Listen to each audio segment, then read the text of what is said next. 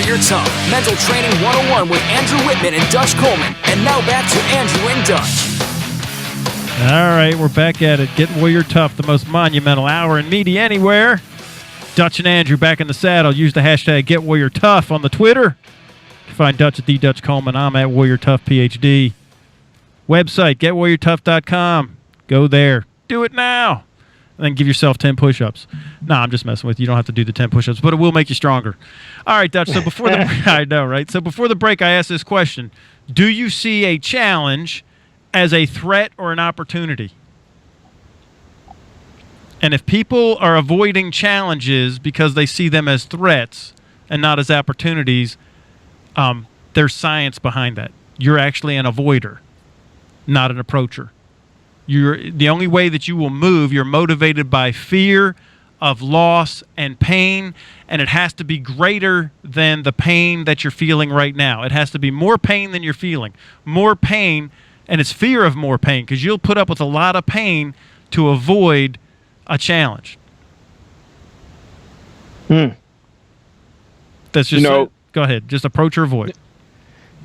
And I know a lot of people out there listening right now are shaking their heads or they're thinking about themselves in different situations in their life, because that's what that question should draw you to. It should take you to different points in your life, different situations, different challenges, and you should be reviewing your response.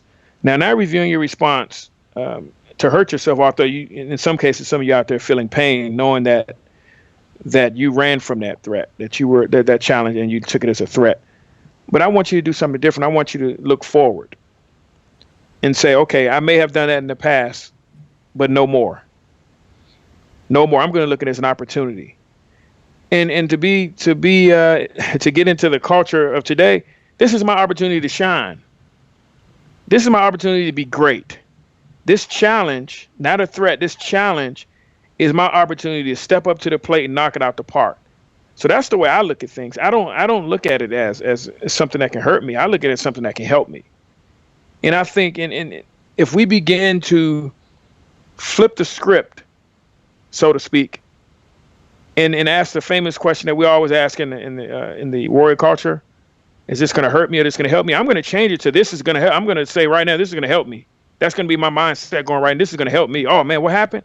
Oh man, I'm rubbing my hands together. This is going to help me. Right.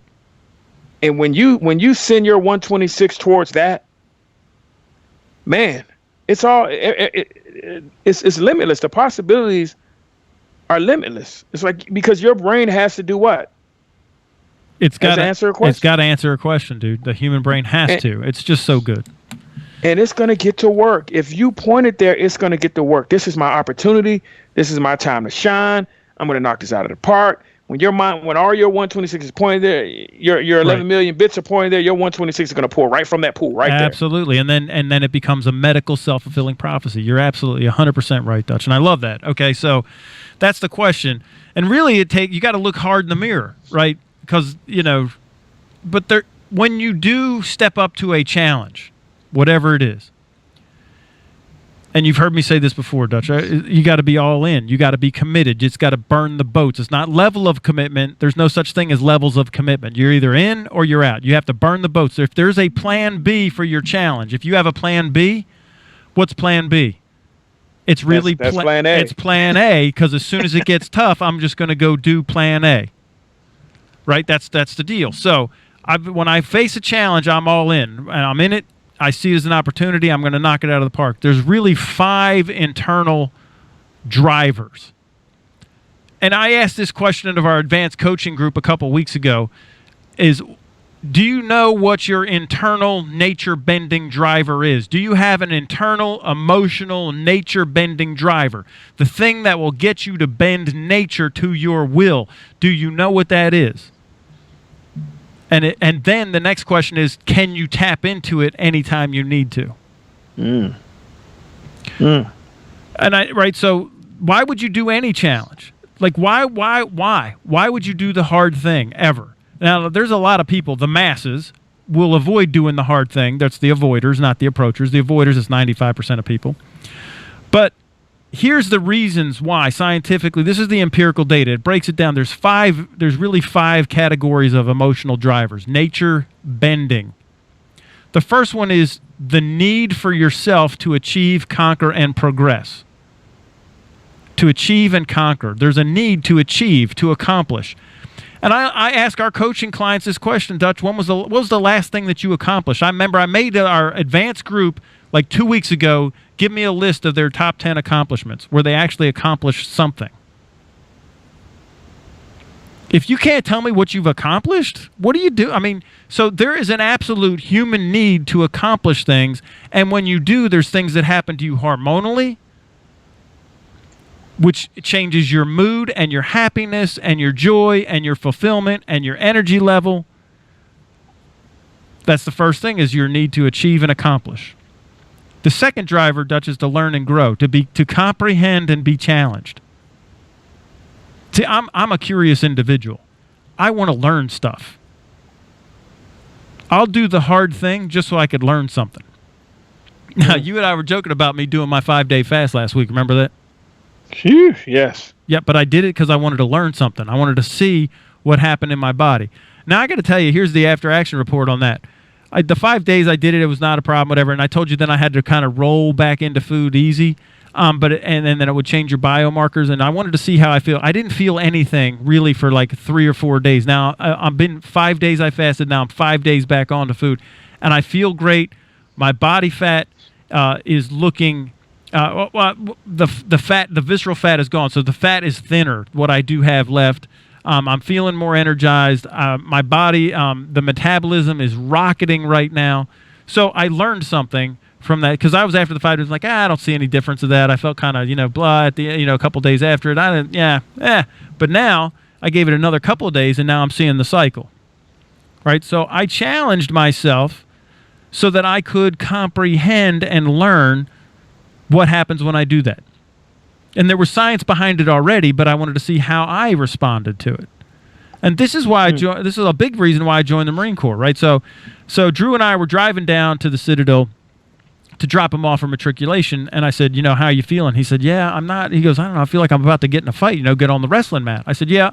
I said, you're curious. I said, that's how I said, I can explain it as that the first time I went into combat, I was curious. How am I going to do? I'm geared up. I'm not scared. I'm scared that I'm not going to perform up to standard. But I'm not scared. I'm curious of how I'm going to do. I'm curious of how I'm going to react in it. And see, this is an emotional driver to comprehend and be challenged to learn and grow. I appreciate that, man. I'm telling you, I think a lot of times, even when you're getting on that mat, that adrenaline, that rush, man, that can be excitement. It can be anticipation to do what you've learned. I mean, you can be excited because you're about to kick some behind. There's a lot of different ways to look at that, and a lot of people look at it as nervousness, or maybe even, the anxiousness, or some people go as far as fear. But man, I love it because whenever I'm ready, man, I'm ready. It's like right. I can't wait to get started, and that. Right. So I get what we call anxious and all those things. But it's not always for the reasons we think. There's some good stuff in there. There's some good reasons. I can't wait to kick a test behind when I'm prepared. Yeah. The flip side is when I'm going in there doom and gloom because I know I'm not prepared, and it's going to kick my behind. And that's why I told him. I was like, I always loved it. And when I got yelled at, when I know my stuff's good. So what we're talking about, when I was in the Marine Corps, we did on Thursday nights this field day where they have to clean the barracks, right? You have to spit shine the barracks, right?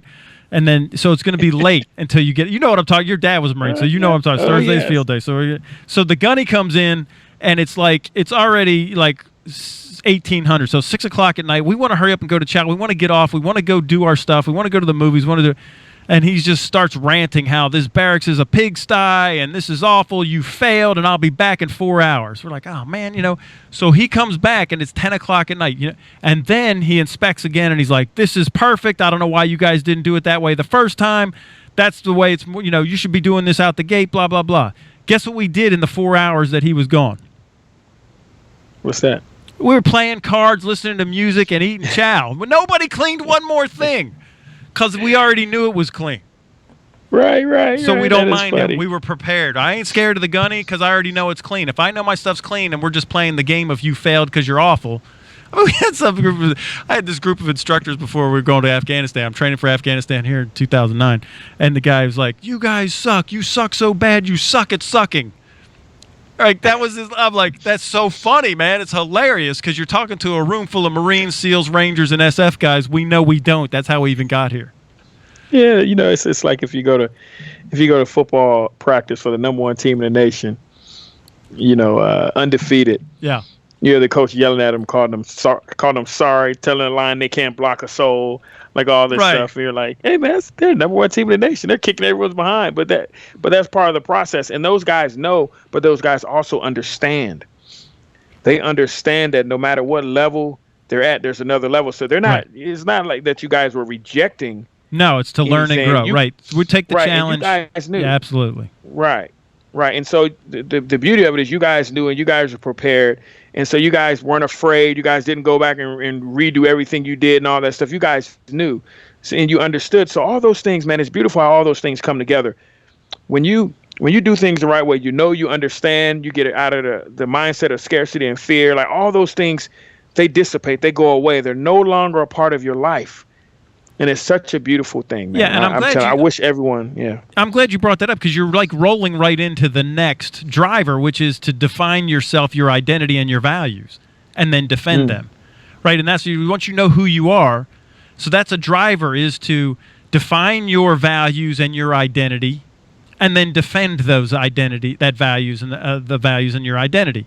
And so that's and that is a huge driver. Right, so like you said, it's the number one team. They know, but they know what they value. So they're going to take the butt chewing, and they're going to go out there and continue to work hard every day, or they're not going to be number one. Then you wouldn't be defending, right? You're not defending anymore. Now you're wishing you were back up there. And the biggest thing you said was the identity.